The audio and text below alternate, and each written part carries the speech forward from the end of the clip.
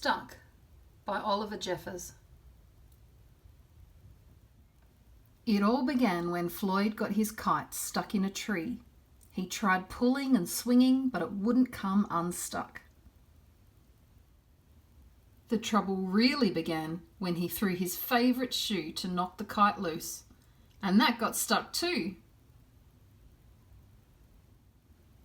He threw up his other shoe to knock down his favourite shoe, and unbelievably, that got stuck as well.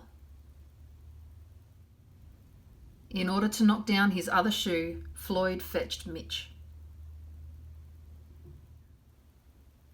Cats get stuck in trees all the time, but this was getting ridiculous. Floyd fetched a ladder.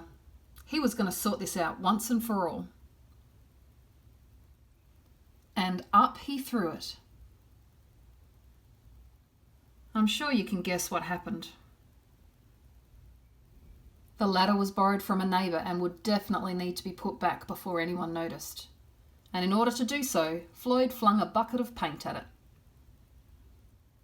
And wouldn't you know it, the bucket of paint got stuck. And then Floyd tried a duck to knock down the bucket of paint, a chair to knock down the duck, his friend's bicycle to knock down the chair, the kitchen sink to knock down his friend's bicycle, their front door to knock down the kitchen sink, the family car to knock down their front door, the milkman to knock down the family car, an orangutan to knock down the milkman, who surely had somewhere else to be, a small boat to knock down the orangutan, a big boat to knock down the small boat, a rhinoceros to knock down the big boat, a long-distance lorry to knock down the rhinoceros, the tree across the street to knock down the long-distance lorry, a lighthouse to knock down the house no longer across the street, a curious whale in the wrong place at the wrong time to knock down the lighthouse, and they all got stuck. A fire engine was passing and heard all the commotion.